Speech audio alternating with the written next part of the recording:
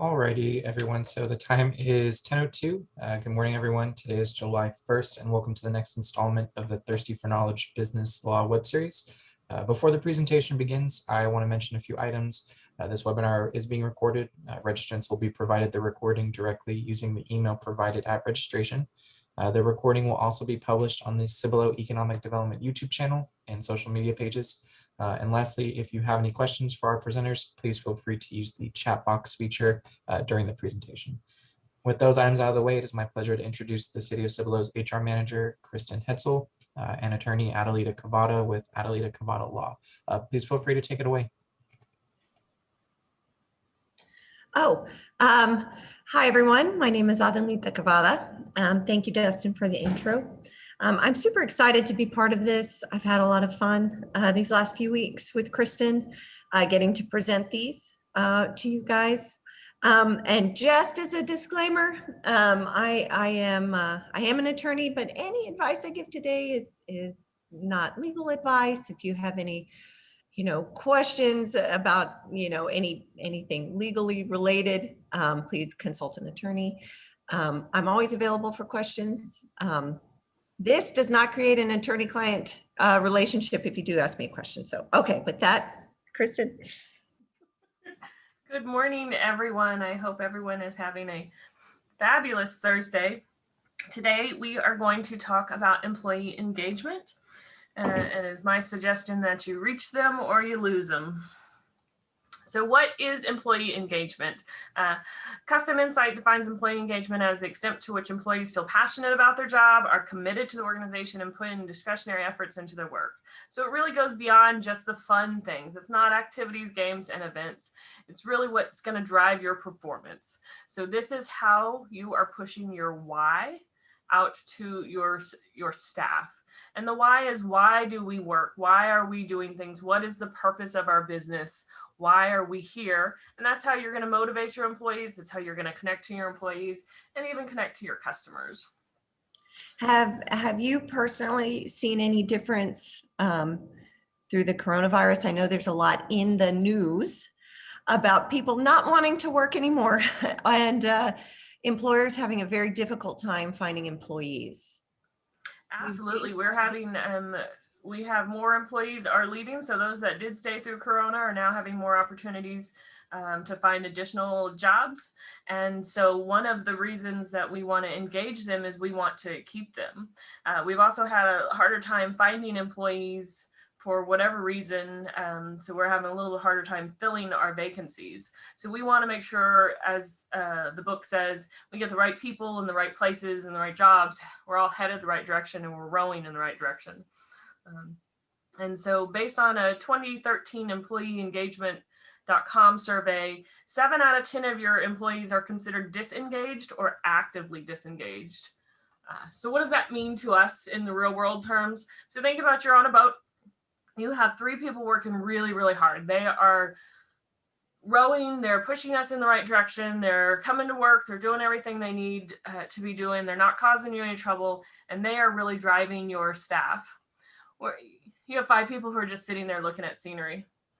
We all know those employees, some of them call them retired in place. Sometimes you just see them on their cell phone and you think, what do they do for us? And then you have 2 of them who are actively trying to sink your boat. So they are adding water to your boat or they are paddling in the opposite direction.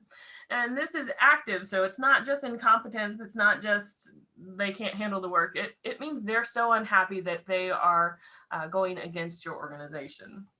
So 30% of your staff are engaged, 52% are considered disengaged, and 18% are considered actively disengaged. So those are terrifying numbers. Everything you're paying for, only 30% are working towards your goal. So what do we need to do to fix that? And that's where engagement comes in. Engagement, in my humble opinion, is the crossroads of communication and involvement. Engagement isn't just the fun parties. It's really taking your culture and your mission statement and sharing your why with them. Why does our work matter? And why are we working?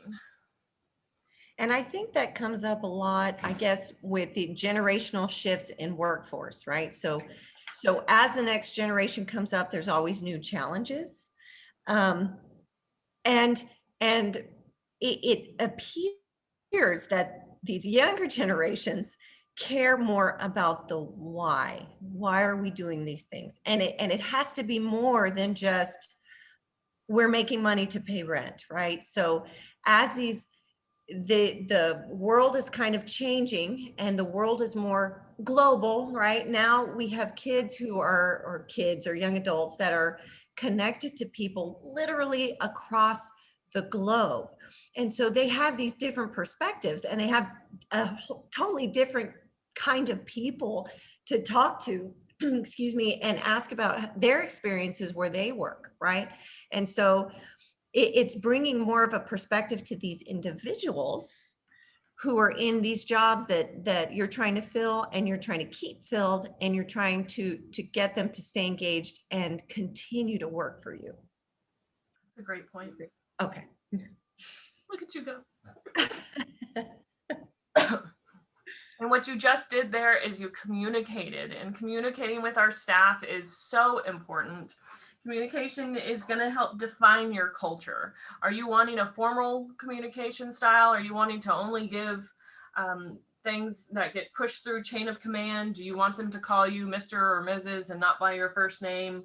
All of that communication you determine, and then your actions are going to enforce that. But if you don't talk, they are going to. So we need to make sure that you are talking, and their talking is going to be detrimental to your organization. Their talking is going to end up being a really horrible game of telephone, and it's going to end up with incorrect, hurtful, or maybe even slanderous information. So they're gonna see something that says, "Oh, I saw there was a position open, and I thought it was for the CEO's assistant." And then by the time you get all the way back around to you, it's going to end up being for the CEO, and that the company is closing because the CEO is going out of is needing a new job. So we need to make sure we're communicating with them, and we can communicate in a variety of ways. That can be written, it can be your emails, it can be your newsletters, it can be in-person town hall meetings. It can be two-way. It doesn't have to just be one way. It can be a survey. SurveyMonkey is an amazing tool to be able to do that. You can give short notes of gratitude or long communications explaining your strategic mission and goals. And policies and procedures, even though nobody really likes those, they cause a lot of eye rolls. They are going to establish boundaries and expectations, and they're going to help share your culture. So having these established policies and procedures is another way of communicating. And finally, the third part that we don't ever like to talk about is our shortcomings. So sometimes the company has a shortcoming. Maybe you have a morale issue. Maybe you have a cash flow issue. Maybe you need more staffing. Any of these items, a lot of times we naturally don't want to talk about them. We don't want to bring attention to them. But trust me, your competitors know about them and your staff already know about them. So shoving it under the rug, sweeping it under the rug is not something that is helping your communication style. It is not helping you engage with your employees. Because they know, talk about it. Talk about your plans for correcting it. Ask them their opinion. That SurveyMonkey, you can do anonymous responses on SurveyMonkey. SurveyMonkey. I had my Red Bull and now I'm talking real fast. Sorry about that, guys. So we can make that a two-way conversation piece. The other thing that is two-way is involvement. Well, I wanted to talk about the gossip slide a little bit because I really like this slide, right? Because we don't like to think about our employees gossiping. There's always, if you have, your written policies, there's usually some policy in there about gossip or bad mouthing or, company secrets or anything like that. But the reality is that we're all human and we all talk. And if the company, or if you as the head of this company or, company or corporation or whatever kind of business you have, right? If you're not communicating with your employees, they will gossip. And it really hits hard, going back to the slide Kristen had earlier about the 30% that are engaged, right? Your 3 out of 10 that are engaged.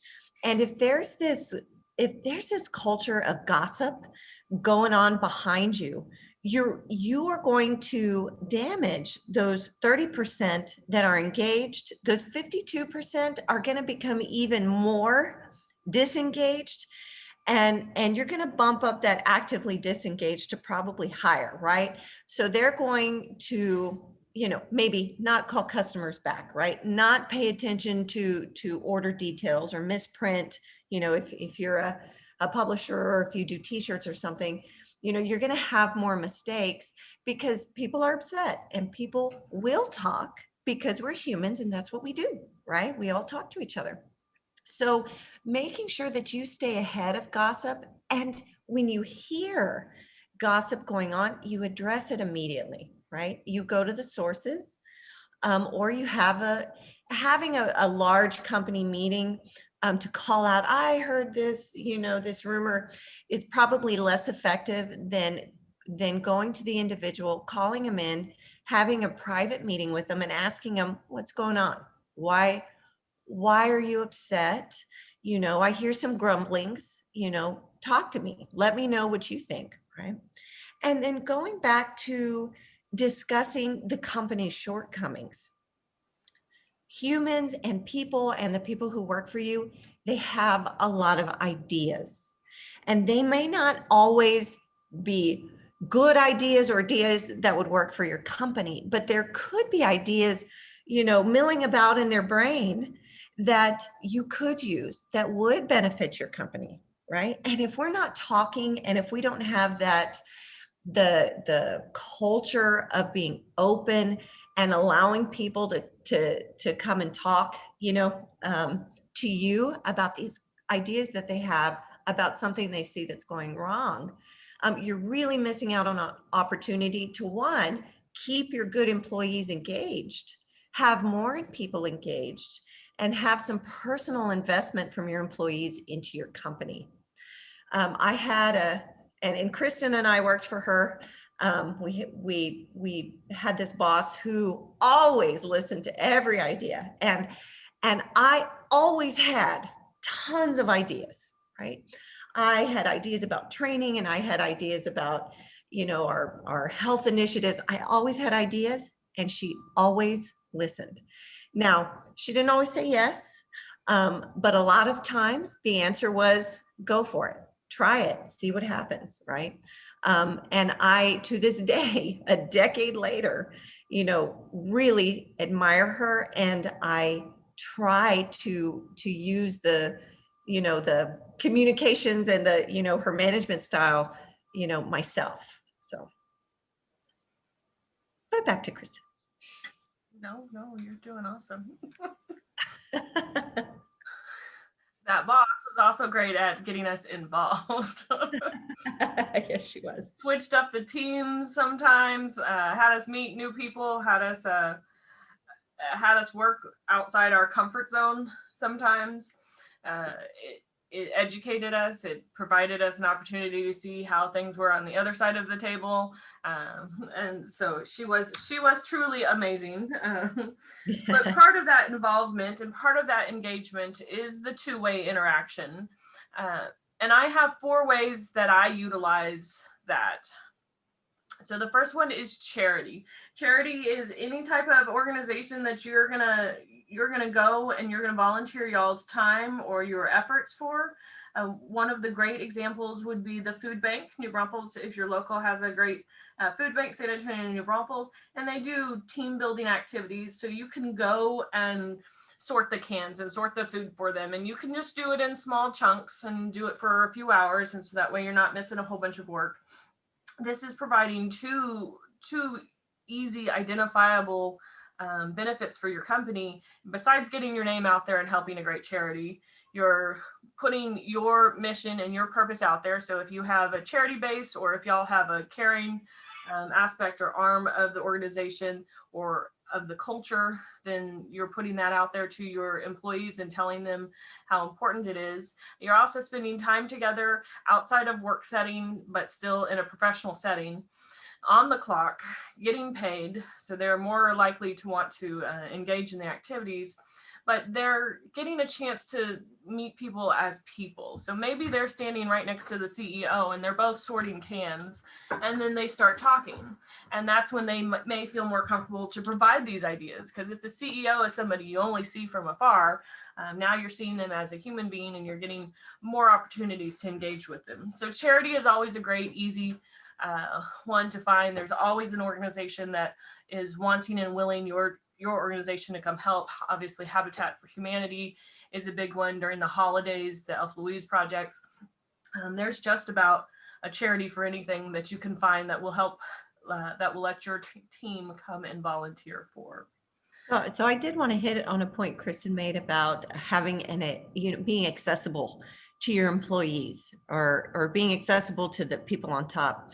And I have a bad example of that. And Kristen and I worked for this person, but he actually made it a policy to make sure that there were levels and obstacles to getting to him personally, right? And that kind of management style, or that kind of idea behind the employees who work for you, right, to be inaccessible and unattainable to even talk to, it did not garner much employee engagement in that department or the people that worked for him. And it led actually to a lot of turnover for that guy, a lot of employee active disengagement. When you have a policy like that, or when you have an attitude like that towards the people who work for you, people who are working hard, you'll see things like a lot of gossip, and it goes all the way down to little things like people taking office supplies and taking reams of paper home, right? Because paper's expensive, and my kid has a project, and you know what? I hate this place, I hate that guy, so I'm not paid enough, I'm not appreciated, I'm going to take some paper, I'm going to take pens, even as far down as that, right? So having a connection with the people you work for has a lot of intangible benefits as well, right? People who are happy to see you, people who are excited to talk to you, and excited for the opportunity to get to talk to you. Another chance that they get to talk to you is at parties. So being face-to-face at events, and this is probably the biggest thing that people think of when they think of employee engagements, is having some type of party or event that can be anywhere from a potluck to a barbecue, having actual parties. So we've had where it's been fake gambling, casino nights type of thing. Sometimes we have people get dressed up. Sometimes I just pay and have a food truck come and pay for lunch for people. Sometimes we bring breakfast. Everybody just, swing by and buy some breakfast tacos. Tuesday, they have discount bagels, just little gifts here and there. Today, we're having the senior staff serve the meals to the rest of the staff as an appreciation for our employees. We've gone so far as to have, we have breakfast, we have snacks, we've had cocoa in the afternoon. We've done happy hour. I've gone to Sonic at 3:00 and brought back a whole bunch of slushies. Those things don't require a lot of planning. They can be department by department, so you don't take such a big hit. They can be catered a little more special individually to the department or to their likes or wants. We did ice cream day once where I bought a cooler and dragged around a cooler and went to Walmart and bought a whole bunch of popsicles and ice cream sandwiches and just really went department to department. We've had snow cones out here before, had a food truck come and provide slushies. So there's a wide variety of parties and events and things that you can do. But one of the things you need to make sure you do is you don't just throw it out there and ignore it. That is your opportunity as the CEO, as the head of the organization, to stand there and to thank people, to stand there and to communicate with people. even if it's just, oh, I've never had dragon's blood snow cone. Tell me what it tastes like. So that is an easy way to interact with your staff.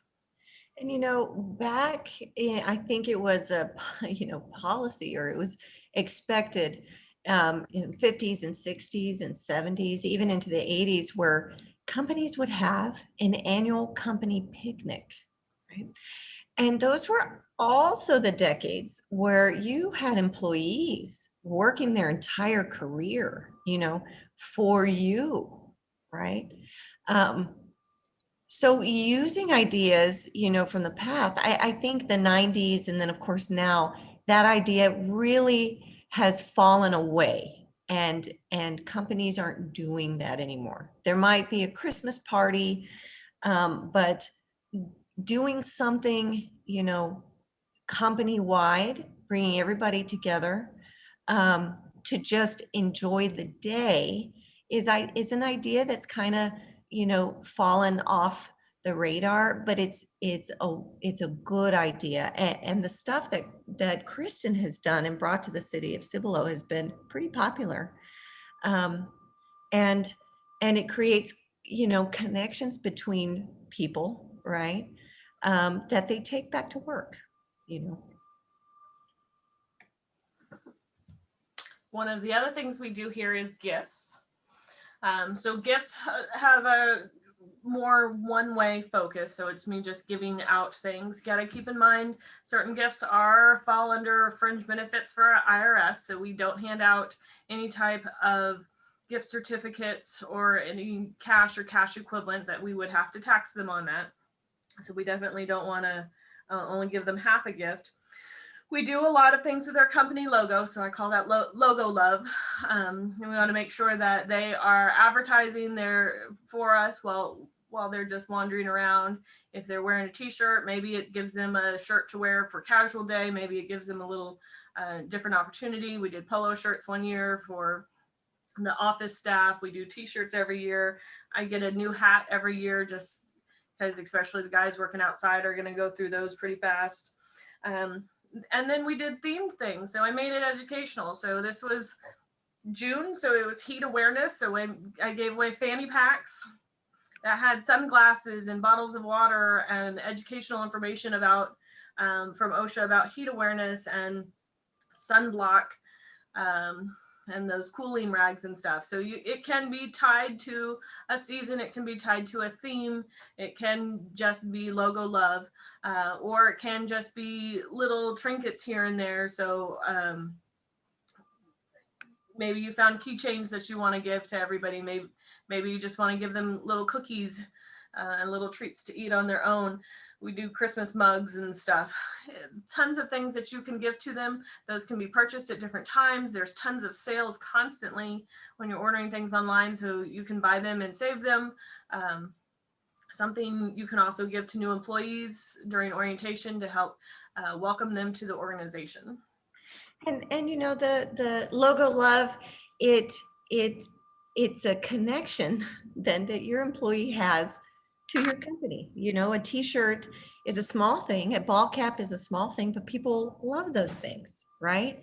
And if they're wearing them, it's a kind of a subconscious or a psychology trick, right, to get them just a little bit more attached to your brand and to you and to your company, right? Something small like that makes a big impact. Absolutely. And the last thing, especially with COVID, we had to be very flexible. We had to learn new ways of doing things, and with that is online. So there are things, if you have a staff that is computer-based, they're computer-based, maybe they're not all in one location, maybe they are. You can find online entertainment. Sometimes I send out trivia, and then I do little giveaways for whoever gets the most right answers or gets the most right answers and turns it in the earliest. We did some unusual Christmas trivia this year, or we did online bingo. Online bingo was free and it was a huge hit. Had some little trinkets that we gave away for prizes. You can do that on Zoom call. There's some online organizations that do parties like that where there's free ones and there's things that you can pay for. But that was interacting. That was people talking. Some of them were goading each other a little bit online on a chat through Teams. But that was interacting, and that's something that they don't just easily forget. They ask me for it all the time. I need to add it back to my rotation. It's a nice break. That's something that we could play in 15, 30 minutes and not disrupt your day. So online involvement, gifts, parties, charities, those are all just a few examples of ways we can interact with our staff. And we have to prioritize this because it is maintenance. Interacting with your staff is the same as putting gas in your car, right? Your staff is what's driving your organization. Your staff is what's driving your profits. So you need to stop and do your maintenance on it. It's a pain sometimes. I'm not going to lie. It takes effort. You got to think about things. Sometimes it interrupts your day. But it is maintenance that must be done. It's another part of running your business and keeping your business running and running smoothly and profitable. Kristen and I have seen it a lot, and we saw it a lot, when we work together too, is that people forget and managers forget that your job is no longer the tasks that keep your business running, right? If you're, let's say you manufacture t-shirts and you print t-shirts and you've grown and you've hired people and now you're at a point where you're managing. Your job no longer is to print the t-shirts or to manufacture the t-shirts or sew the t-shirts. Your job is now to manage the people that are doing that for you. And that's a hard distinction for people to kind of get past and to move on from this idea that it's your job to do the stuff, that your business does, right? Because now your job is actually manage those people, keep them engaged, manage the business part of running a business, the books, and the legal stuff that we talked about in the previous presentations, right? So that isn't your job anymore. And if you can get that into your head, and if we can process that, right, you'll have more time to deal with the engagement part and the employee part and the management part of the employees. And that time is one of our big challenges. So I have these challenges every day. You have them every day. We all are very familiar with these challenges. And these are things that we tell ourselves. Staff needs to be working and not out playing. I don't have time to plan things. I'm not a professional planner. I don't know what they're going to like. We aren't even in the same location, especially with COVID and people teleworking and stuff. The other big argument that we constantly have is we have a real tight budget. I don't have enough money for all these extras. Or we get into the lack of trust, lack of interest. They don't seem like they really care. Even if they don't care, keep pushing through. Sometimes they don't trust. Why are they doing this? Why are they spending money? I've had staff ask me, why are you spending money on hats? We don't need hats. I say, well, $3.50 a person. It's making more of an impact than you think. I've got a whole wall full of hats, and they love them and they ask for them, and they come in when they're not, when other people aren't looking, or they say somebody else got a hat. It's the little things, and they're wearing them, and their spouses are wearing them, and they wear them out in public. So if you're advertising your business, that's always a good thing for you. I stopped a guy the other day and said, hey, what's your hat, for? And he told me about his company. So all of these challenges are just that. They are just speed bumps. They are not roadblocks. So we're going to stop. We're going to put gas in the car. We're going to keep going. So yes, your staff needs to be working. And if you're not working, then you're not getting stuff done. But we need to, as Adelita said, not turn those 3 people who are rowing. We don't need to convert them into looking at the scenery. We don't need any of those scenery people, those disengaged people, to become actively disengaged. So we do need to take a few little breaks. We do need to make a chance to push our culture, push our why through. And even if you don't have time to plan things, or if you think you don't know how to plan things, somebody does. That's another thing that you can do to get them involved, is committees. Maybe you have a party planning committee that gives them an opportunity to provide their examples, gives them an opportunity to show you their organization skills, their management skills, maybe. And then it maybe gets more people's opinions involved in what you're going to do. So if you have limited resources, you want to make sure that it's well spent. And back to this idea, these challenges, these tight budgets, staff needs to be working and not playing. I hired them to do a job, not to play around. And it really goes back to this idea that you have hired human beings to work for you. And, there's certain needs, that people need. They need to feel valued. And if your idea of employees is that they work for me, that's their job, I'm paying them, they should be happy, you're going to see a lot of disengagement and a lot of active disengagement with people, who might be, actively working against you, right? There's a movie with Jennifer Garner where 13 going on 30, right? Yep. And they're kind of at the end of the movie, you find out that Jennifer Garner's character had actually been undermining her company the whole time. And then her best friend, was successful at it, right? And those are the kinds of sabotage that will be going on if we're not talking, if we're not engaging our employees, and if we're not valuing them just as people, right? So if someone has a kid who tends to get sick a lot, right? There's always that employee whose kid is always sick, right? It happens. There are kids out there who get sick, more than other kids, right? Their constitution isn't as strong as maybe another child, right? And just kind of allowing that person to take care of their kid, right? You'll have someone at the end of the day who's more loyal than if you get frustrated, you roll your eyes, you have a talk with them about their attendance, when you know very well that the issue is this kid out there. And not only that, but the other employees are watching you and how you treat that employee, right? So, those are things to keep in mind, right? So yeah, that you don't want to throw a party, and you definitely don't want to throw it during work time, right? Because then they're not working, right? But it's okay to do those things. It's okay to treat the humans that we have hired as humans, right? With their own needs, and that everyone needs a break. Everyone needs a break sometimes. And those are the things that'll keep your employees engaged and hopefully drop that disengagement percentage. Exactly. So this is the end of our presentation, but the beginning of all of your hard work. We do need you to be involved. We need you to communicate with your staff.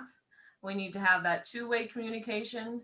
We need to have our why and our mission statements ready to go. We need to understand them ourselves. We need to determine how our culture is and what we want for our culture.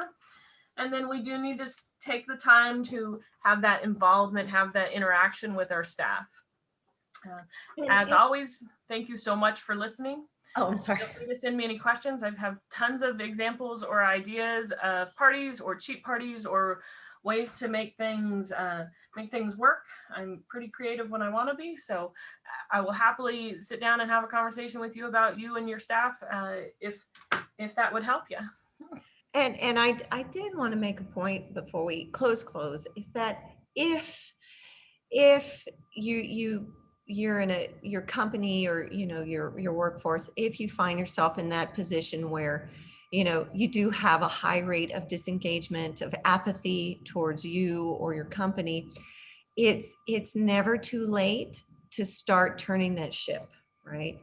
Little by little, you can get back to having a workforce that is engaged with your company and engaged with you, right? So it's never too late, right? So it's never so far gone, you know, that you can't fix it and you can't start working to build your employees back up. Awesome point. She's very right. People are way more resilient than we always think we are, and they're way more flexible. Sometimes we just need to reframe it or try again or show them that we're putting in the extra effort. So any last comments on Adelita? No, that's it. Thank you for humoring me. Thank you for your adding. And Dustin, thank you again for hosting this webinar. We thoroughly appreciate sharing our joy with you, and we hope to see you again next week. Thank you, everyone. Thank you.